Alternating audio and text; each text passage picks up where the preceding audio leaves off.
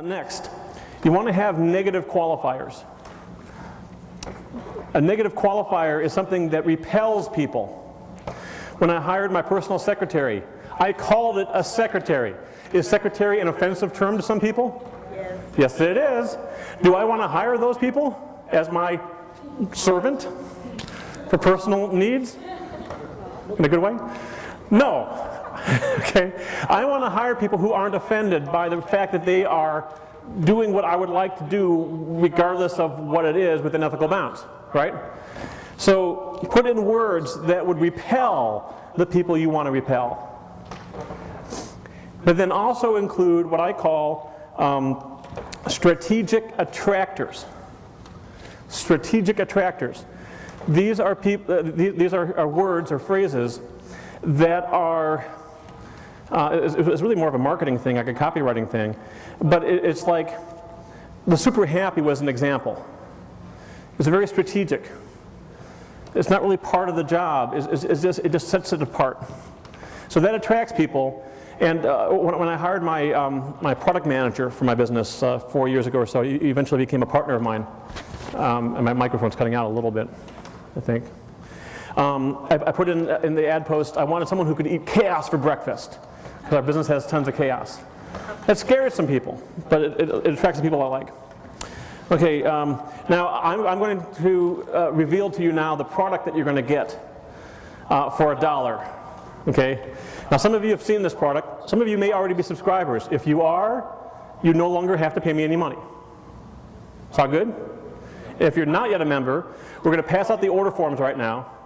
Now the order forms are going to talk about my business makeover, but you don't have to get that. If you don't want the business makeover, just cross off the price for the business makeover and write in $1 for BizPad. Have you guys heard of BizPad? Yes, we heard yesterday. Oh yeah, Jeff Mills talked about it. He told me, that's right. BizPad, I'll turn off the audio here and just play the video. Are you guys familiar with Basecamp? Okay, Basecamp is a project management tool. Let me. Seeing right now, this pad of paper. Okay. Basecamp is a project management tool. You put things into it, and then you assign items, and you can put documents, and you can have little wikis to let people work together on documents and so on.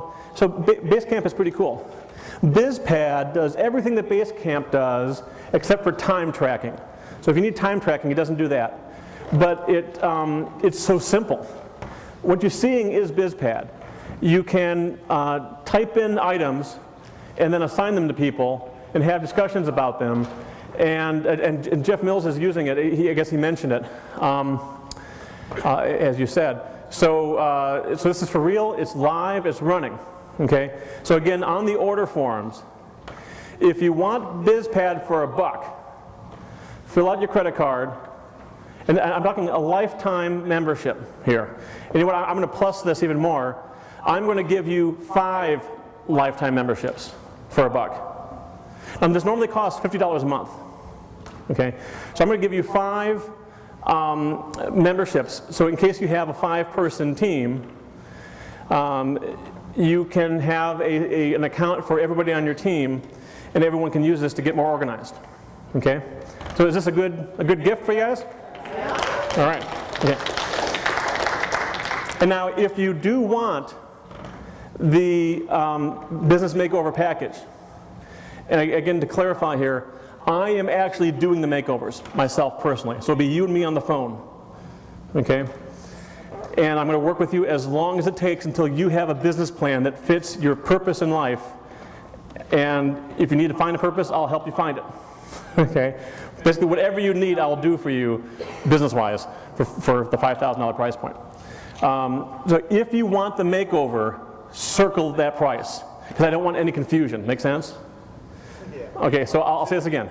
If all you want is the BizPad for life, fill out your credit card and write in $1 and cross off the $4,997. If you want the business makeover by me personally, so that I can get a testimonial, so I can launch bizfix.com which will then have different coaches. And by the way, our price point is $10,000. Okay, because other people in the marketplace, people I respect, that's what they're charging. So that's the market price. We'll do a better job at $10,000, you know, for that. And they're typically offering coaching. We're offering, I think, something better, a makeover. Okay, so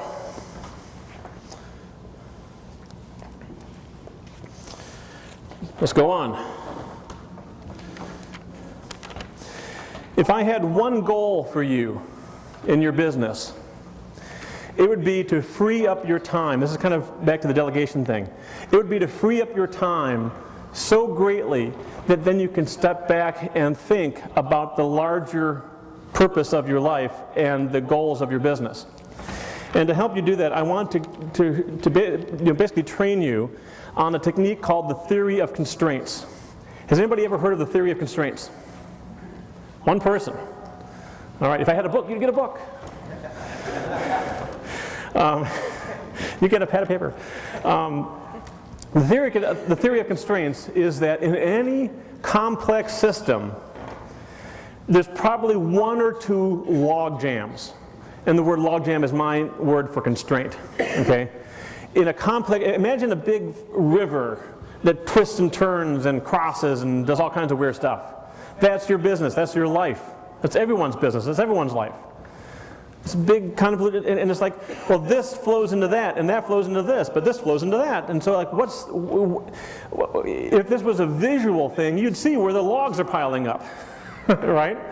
Okay, it would be an actual physical log jam. In the business world, though, it's a little bit harder to tell where the log jam is in your business. Here's how you find out without guessing. You write down 20 or 30 problems that you have. Big or small, doesn't matter. Write down 20 or 30 problems that you have. And then put them all onto Post-it notes. And put them on the wall or the whiteboard or whatever. And draw arrows between them, showing what things flow into what other things.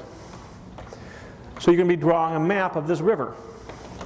This flow of, you know, it's a kind of a cause-effect map. This causes that. Sometimes the arrow goes both ways. That's okay.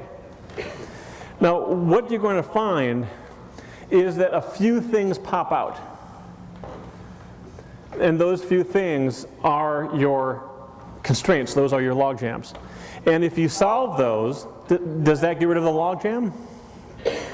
No. There's a log jam someplace else.